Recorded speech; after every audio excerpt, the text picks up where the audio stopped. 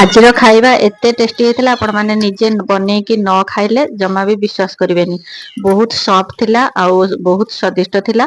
ତ ଆଜି ମୁଁ ବନେଇଥିଲି ପନିର ପରଟା ସହିତ ବୁନ୍ଦି ରାଇତା। ତ ଚାଲନ୍ତୁ ତାର ଭିଡିଓ ମୁଁ ଆଜି ଆପଣମାନଙ୍କ ସହିତ ସେୟାର କରିବି। ଭିଡିଓକୁ ସ୍କିପ୍ ନ କରିକି ଲାଷ୍ଟ ପର୍ଯ୍ୟନ୍ତ ଦେଖନ୍ତୁ। ଯଦି ଆପଣମାନଙ୍କୁ ଭିଡିଓ ଭଲ ଲାଗେ ତାହେଲେ ଲାଇକ୍ କରିବେ, ସେୟାର କରିବେ। ଚ୍ୟାନେଲରେ ନୂଆ ଥିଲେ ଚ୍ୟାନେଲକୁ ସବସ୍କ୍ରାଇବ କରିନେବେ। ଜୟ ଜଗନ୍ନାଥ ସାଙ୍ଗମାନେ, ରୁଦ୍ରପ୍ରିୟାଂଶୀ ବ୍ଲଗ୍ସରେ ଆପଣମାନଙ୍କୁ ଅନେକ ଅନେକ ସ୍ୱାଗତ। ପନିର ପରଟା ସାଧାରଣତଃ ପନିରକୁ ନେଇକି ବନାଯାଏ, କିନ୍ତୁ ଆମେ ପନିର ପରଟା ଆଜି ବନେଇବା ପନିର ଆଉ ଆଳୁକୁ ନେଇକି।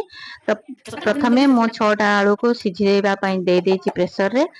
ତାପରେ ଏଠି ମୁଁ ଅଟାକୁ ଚକଟି ନେଇଛି, ଯେମିତି ଆମର ରୁଟି ପାଇଁ ଅଟା ଚକଟା ଯାଏ ସେମିତି ଅଟାକୁ ଚକଟି ନେବେ। ଅଟାକୁ ଚକଟିକି ଆମେ ଟିକେ ସଫ୍ଟ ହବା ପାଇଁ ରେଷ୍ଟ କରିବାକୁ ଛାଡ଼ିଦେବା। ତାପରେ ଆମେ ମସଲା ପାଇଁ କାଟି ନେବା 2ଟା ପିଆଜକୁ ମୁଁ ଛୋଟ ଛୋଟ କରିକି କାଟି ନେବି, ଆଉ ତା ସହିତ କିଛି କଞ୍ଚା ଲଙ୍କାକୁ ଛୋଟ ଛୋଟ କରିକି କାଟି ନେବି। ତ ଆପଣମାନେ ଯେତିକି ରାଗ ଖାଇବେ ସେଇ ଅନୁସାରେ ଲଙ୍କା କାଟିବେ।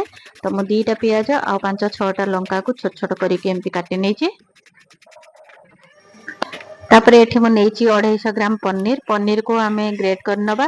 ନଚେତ ଆପଣମାନେ ଚାହିଁଲେ ହାତରେ ଚକଟି ମଧ୍ୟ ପାରିବେ, କିନ୍ତୁ ଚକଟିବା ଅପେକ୍ଷା ଗ୍ରେଟ୍ କରିଦେଲେ ବହୁତ ପୁରା ପତଳା ପତଳା ହେଇକି ହବ, ଯୋଉଟା କି ଆମର ପରଟା ପାଇଁ ପରଫେକ୍ଟ ରହିବ। ତ ଆପଣମାନେ ବି ଏମିତି ତାକୁ ଗ୍ରେଟ୍ କରି ନିଅନ୍ତୁ।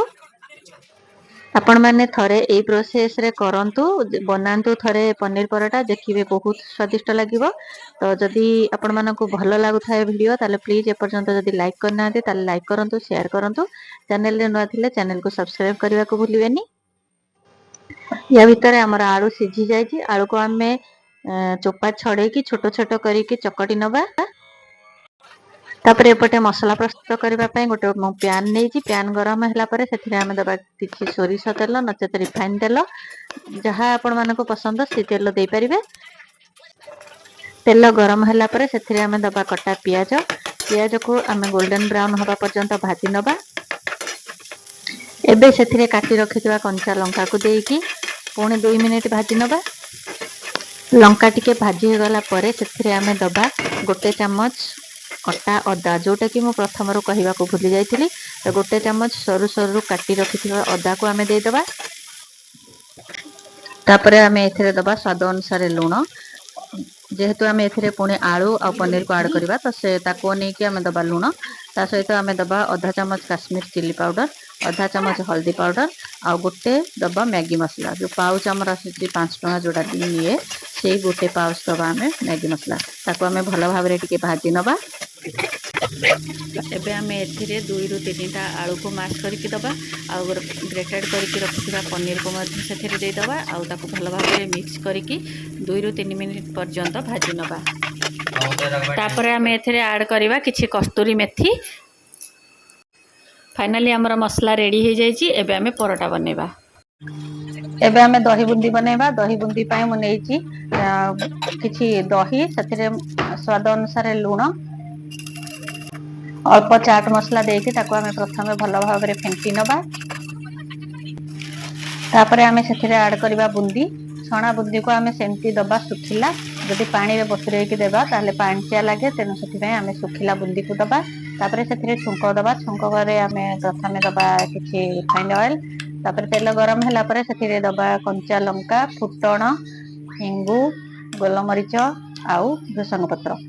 ଆପଣମାନେ ଚାହିଁଲେ ଗୋଲମରିଚ ଗୋଟା ଦେଇପାରିବେ, ନଚେତ ଗୋଲମରିଚ ଗୁଣ୍ଡ ମଧ୍ୟ ଆଡ୍ କରିପାରିବେ। ଏବେ ଆମେ ପରଟା ବନେଇବା। ଚକଟି ରଖିଥିବା ଅଟାକୁ ଆମେ ଛୋଟ ଛୋଟ ଗୋଳା କରି ନେବା, ଯେମିତିକି ରୁଟି ସାଇଜର ଆମେ ଗୋଳା କରିବା। ତ ଅଟା ଗୋଳାକୁ ଆମେ ପିଠା ଟାଇପର ଗଢିବା, ଯେମିତି କାଞ୍ଚି ଭଳିଆ। ତ ତା ଦେହରେ ଆମେ ମସଲାକୁ ଦେଇକି ତାକୁ ଗୋଲ ଗୋଲ କରିକି ପରଟା ବେଲି ନେବା। ଗୋଲ ପରଟା ବନେଇବା। ସବୁ ପରଟାକୁ ବେଲି ସାରିଲା ପରେ ତାକୁ ଆମେ ତେଲ ଦେଇକି ସେକିବା। ତେଲ ଦେଇକି ଆପଣମାନେ ସେକି ପାରିବେ, ନଚେତ ଘିଅ ମଧ୍ୟ ଦେଇକି ସେକି ପାରିବେ। ଆମର ସବୁ ପରଟା ବେଲିକି ରେଡି ହେଇଯାଇଛି। ଏବେ ଆମେ ପରଟାକୁ ସେକି ନେବା। ତ ଆମେ 2 ପଟକୁ ଆଗ ଲାଇଟ ଗୋଲ୍ଡେନ ହବା ପର୍ଯ୍ୟନ୍ତ ଟିକେ ସେକିବା। ତାପରେ ତେଲ କିମ୍ବା ଘିଅ ଆମେ ସେଥିରେ ଆଡ୍ କରିବା। ଏମିତି ଭାବରେ ଆମେ ସବୁ ପରଟାକୁ ସେକି ନେବା। ଯଦି ଆପଣମାନେ ଏ ରେସିପି ବନେଇ ନାହାନ୍ତି ତାହେଲେ ପ୍ଲିଜ ଥରେ ବନାନ୍ତୁ, ଦେଖନ୍ତୁ କେତେ ଟେଷ୍ଟି ଲାଗୁଛି। ତ ଭିଡ଼ିଓକୁ ଯଦି ଏପର୍ଯ୍ୟନ୍ତ ଲାଇକ୍ କରିନାହାନ୍ତି ତାହେଲେ ଗୋଟେ ଲାଇକ୍ କରିଦିଅନ୍ତୁ, ସେୟାର କରିନଥିଲେ ସେୟାର କରିନିଅନ୍ତୁ।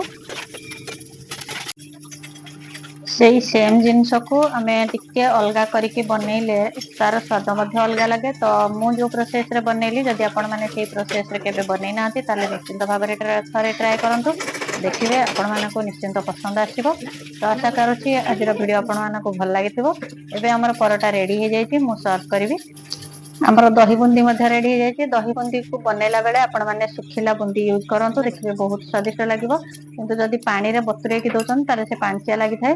ତ ଦେଖନ୍ତୁ ଏବେ ଆମର ରେଡି ହେଇଯାଇଛି। ତ ମୁଁ ଫୁଟଣ ସେଥିରେ ଦେଇ ଦେଇଛି ଦହି ବୁନ୍ଦିରେ। ତ ମୁଁ ସର୍ଭ କରିବି। ଯଦି ଆପଣମାନଙ୍କୁ ଆଜିର ଭିଡିଓ ଭଲ ଲାଗିଥାଏ ତାହେଲେ ପ୍ଲିଜ ଲାଇକ୍ କରିବେ, ସେୟାର କରିବେ। ମୁଁ ଆପଣମାନଙ୍କ ପାଇଁ ଏମିତି ନୂଆ ନୂଆ ଭିଡିଓ ନେଇ ଆସିବି।